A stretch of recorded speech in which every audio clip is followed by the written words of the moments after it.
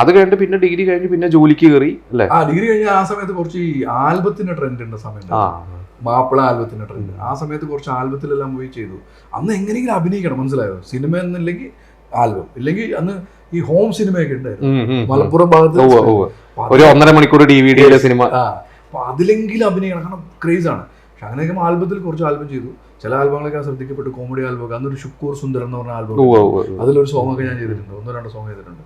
അങ്ങനത്തെ കുറച്ച് കാര്യങ്ങൾ ചെയ്ത് നടന്ന് പിന്നെ എനിക്ക് തോന്നി എന്നെ പിന്നെ വീട്ടുകാർ ഡിഗ്രി കഴിഞ്ഞല്ലോ ഇവർ നാട്ടിൽ കൊണ്ടുപോകണം, ജോലി ചെയ്യണം എന്തെങ്കിലും. അപ്പം ഞാൻ വിചാരിച്ചു പോയാൽ പെടും, പിന്നെ സിനിമയായിട്ട് ഒരു കണക്ഷൻ ഉണ്ടാവില്ല, ഒരു പടം ചെയ്തെന്നുള്ള അഹങ്കാരം ഉണ്ടാവില്ല. അന്ന് ആ സമയത്ത് ഔട്ട് ഓഫ് ലവ് ചെയ്തപ്പം ഈ ഫിലിം മാഗസിൻ്റെ ഇൻ്റർവ്യൂ ഒക്കെ വന്നു. നാനയിലൊക്കെ ഞങ്ങൾ 4 പേരും ഇരിക്കുന്ന ഫോട്ടോ ഞാൻ വിചാരിച്ചു ഇനി ഇതോടെ സെറ്റ്, ഇനി തിരിച്ചു പോകണ്ട, ഇനി സിനിമയിലായി എന്നൊക്കെ വിചാരിച്ചു. പക്ഷേ ആ പടത്തിന് ശേഷം ഈ ആൽബം ചെയ്തിട്ട് ഇവർ വീട്ടിൽ പാക്ക് ചെയ്യുന്ന പ്ലാൻ വന്നപ്പോൾ ഞാൻ ഐഡിയ മാറ്റി, എനിക്ക് വീണ്ടും പഠിക്കണം, അപ്പോൾ ഇവിടെ നിൽക്കാമല്ലോ. അപ്പോൾ ഞാൻ പറഞ്ഞു എനിക്ക് ഏവിയേഷൻ പഠിക്കണം. എവിടെ നിന്ന് വന്നതെന്നുള്ള എനിക്ക് അറിയില്ല, സീരിയസ്ലി എനിക്ക് അതിൻ്റെ. എന്നിട്ട് അപ്പോൾ അപ്പോൾ വിചാരിച്ചു ഓക്കെ പഠിക്കട്ടെ. അവർ എന്നെ ഏവിയേഷനെ കൊണ്ട് ചേർത്തു. എയർപോർട്ട് മാനേജ്മെൻറ്റും ക്യാബിനോടെ കോഴ്സ് ഉണ്ടായിരുന്നു, 1 വർഷത്തെ കോഴ്സ്. അതിന് അത്യാവശ്യം നല്ല ഫീസ് ഉണ്ട്. അതിന് ചേർത്തു. അതിന് ചേർത്തിട്ട് അത് പഠിക്കുമ്പോഴും എൻ്റെ half time, I mean part time ക്ലാസ്സാണ്, ഉച്ച തൊട്ടേ ഉണ്ടാവുള്ളൂ, അല്ലെങ്കിൽ ഒരു സെഷനേ ഉള്ളൂ. ബാക്കിയുള്ള സമയത്ത് ഞാൻ ഇതുപോലെ ചെയ്ത് നടക്കുമായിരുന്നു. അങ്ങനെ നടന്നിട്ടും ചെറിയ ഷോർട്ട് ഫിലിമൊക്കെ ചെയ്തു. കാര്യം അപ്പോഴാണ് സ്ക്രീൻ ടെസ്റ്റ് എന്ന് പറഞ്ഞ ഒരു ഓഡിഷന് ഞാൻ റിയാലിറ്റി ഷോയിൽ. അതിൽ കുറേ ആർട്ടിസ്റ്റ് ഉണ്ടല്ലോ ഇപ്പോഴത്തെ. അന്ന് കണക്ഷൻ ശ്വാസിക, അൻസിബ, കാസനോവയിലേക്ക് വേണ്ടിയുള്ള അതിന് മുന്നേ, ജസ്റ്റ് മുന്നേ കാസനോവയ്ക്ക്. പിന്നെ അങ്ങനെയാണ് ഓരോരോ പരിപാടികളിലോട്ട് കയറി പോയത്. പിന്നെ കുറെ സിനിമ ഇപ്പൊ ലക്ഷദ്വീപിൽ സ്ഥിരം സിനിമകൾ ഷൂട്ട് ചെയ്യുന്ന സിനിമകളൊക്കെ ഉണ്ടാവും. ലക്ഷദ്വീപിൽ സിനിമ ഷൂട്ട് ചെയ്യുന്ന ആസിഫിന്റെ കൂടെ അഭിനയിച്ചു, പൃഥ്വിരാജിന്റെ കൂടെ അഭിനയിച്ചു അല്ലെ? അതേതൊക്കെയാണ്? അതെല്ലാം ഞാൻ ഈ പറഞ്ഞ പോലെ എന്റെ ആവശ്യമാണല്ലോ. ഞാൻ ഇടിച്ചു കയറി പോയി ഒരു പടത്തിന് ഷൂട്ട് വരുന്നു എന്ന് അറിയുമ്പോൾ തന്നെ ഞാൻ അന്വേഷിക്കും ആരായതെന്നുള്ള. അവർ വരുമ്പോൾ എയർപോർട്ടിൽ തൊട്ട് ഞാൻ അവിടെ ഉണ്ടാവും, ഞാൻ അവിടെ ഉണ്ട് എന്നുള്ള രീതിയിൽ പോയി സംസാരിച്ച് എൻ്റെ എക്സ്പീരിയൻസും എൻ്റെ താല്പര്യവും പറഞ്ഞു വരുമ്പോൾ അവർ ഓക്കെ. ഒരാളെ കൊണ്ടുവരുന്നതിനേക്കാളും ലക്ഷദ്വീപിൽ ഒരു ആർട്ടിസ്റ്റിനെ കൊണ്ടുപോയി ഷൂട്ട് ചെയ്യുന്ന പറയുമ്പോൾ എക്സ്പെൻസ് ഭയങ്കര കൂടുതലാണ്. അപ്പോൾ ഇവിടെ നിന്ന് ഒരാളെ കിട്ടുമ്പം അവർക്ക് ഓക്കെ ആണെങ്കിൽ അവർക്കും ബെനിഫിറ്റ് ആണ്. എന്നെ സംബന്ധിച്ചിടത്തോളം ലോട്ടറിയാണ്. എനിക്ക് ലീവ് എടുക്കണ്ട, ജോലി നിൽക്കുമ്പോഴും ഒരു ദിവസം ലീവ് എടുത്ത് പോയി അഭിനയിക്കാമല്ലോ. അങ്ങനെ വന്നിട്ട് മോശയിലെ കുതിരമീനുള്ള ലക്ഷദ്വീപിൽ ഷൂട്ട് ചെയ്യാൻ നിന്ന സിനിമയാണ്. കഥയിൽ ലക്ഷദ്വീപാണ് പശ്ചാത്തലം, പക്ഷേ ഷൂട്ട് ചെയ്ത ആൻഡമാനിലാണ്, പോർട്ട് ബ്ലെയർ. കാരണം അന്ന് എല്ലാം റെഡിയായി വന്നപ്പോൾ ടെക്നിക്കലി കുറച്ച് അവിടുത്തെ ഷൂട്ടിംഗ് പെർമിഷൻ്റെ കുറച്ച് ഡിലേയും എല്ലാം വന്നപ്പോൾ ആർട്ടിസ്റ്റിൻ്റെ ഡേറ്റ് എല്ലാം നിൽക്കുമ്പോൾ അവർക്ക് ലാസ്റ്റ് ടൈം പിന്നെ അവിടെ നിന്ന് ഷിഫ്റ്റ് ചെയ്യേണ്ടി വന്നു. മിനിക്കോയ് എന്ന് പറഞ്ഞ ദ്വീപുണ്ട്, അവിടെ ആയിരുന്നു പ്ലാൻ ചെയ്തിരുന്നത്. പിന്നെ അത് പോർട്ട് ബ്ലെയറോട്ടായി. പിന്നെ ഞാൻ അവിടെ നിന്ന് കൊച്ചി വന്നു, ചെന്നൈ പോയി, അവിടെ നിന്ന് പോർട്ട് ബ്ലെയർ പോയി. 8 ദിവസം അവിടെ ഉണ്ടായിരുന്നു ആസിഫിന്റെ കൂടെ. അതിൽ ആ ഒരു രസമുള്ള സീനായിരുന്നു ആസിഫിന്റെ കൂടെയുള്ള. അതിനേക്കാൾ മുന്നേ ഇതിൽ ആക്ച്വലി ലാംഗ്വേജ് ട്രാൻസ്ലേഷൻ ഹെൽപ്പ് ചെയ്തിട്ടുണ്ടായിരുന്നു ഞാൻ, സണ്ണിയുടെ ക്യാരക്ടറിന് വേണ്ടി. അപ്പം ഞാൻ ഇവരുടെ കൂടെ ഷൂട്ട് ഓൾറെഡി എൻ്റെ സീനൊക്കെ പിന്നെയാണ്. അതിന് മുന്നേ കൊച്ചിയിൽ ഷൂട്ട് നടക്കുമ്പോൾ തൊട്ട് ഞാനുണ്ട്. അന്ന് ഞാൻ ജോജു ചേട്ടനെ കണ്ടിട്ടുണ്ട്. അത് അന്ന് ജോജു ചേട്ടൻ അതിൽ ആസിഫിന്റെ അങ്കിളായിട്ടുള്ള ക്യാരക്ടർ ചെയ്യും. അപ്പം 2012 സംഭവം. അപ്പം എനിക്കപ്പോൾ പുള്ളിനെ ഏതൊക്കെ സിനിമയിൽ കണ്ടിട്ടുണ്ട് അറിയാം. ഇന്നത്തെ ജോജു ചേട്ടൻ ആ ഒരു വലിയ സ്റ്റാർ എന്നല്ലല്ലോ, ഒരു ആക്ടർ.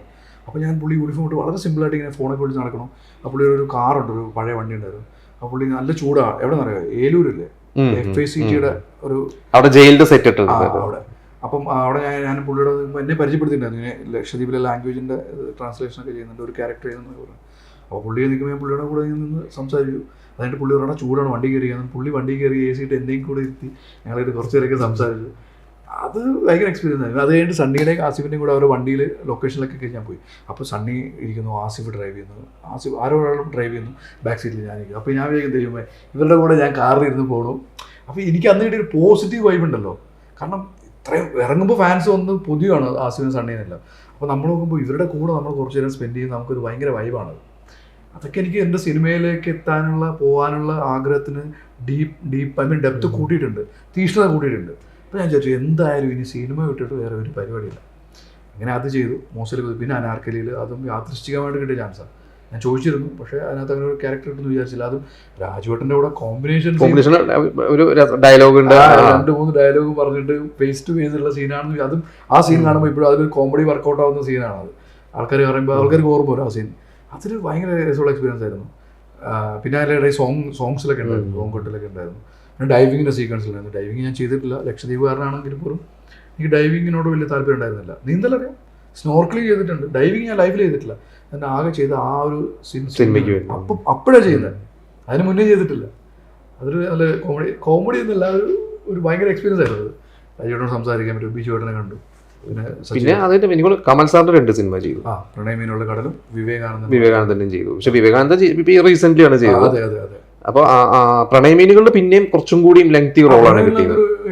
സിനിമ അധികം ശ്രദ്ധിക്കപ്പെട്ടില്ല എന്നുള്ളത്, പക്ഷെ നല്ല റോളായിരുന്നു. അതെ അതെ അതെ അതെ അതെ. വിവേകാനന്ദനകത്ത് ഒരു സീനാണെങ്കിൽ കൂടിയും അതിൽ ഹീറോയിന്റെ ഇൻട്രൊഡക്ഷൻ സീനായിരുന്നു. അതൊരു മൂവി സെറ്റായിരുന്നു. അവള് അതിൽ ഹീറോയിൻ ക്യാരക്ടർ ചെയ്യുന്ന നമ്മുടെ ആർട്ടിസ്റ്റ് ഒരു ജൂനിയർ ആർട്ടിസ്റ്റാണ്.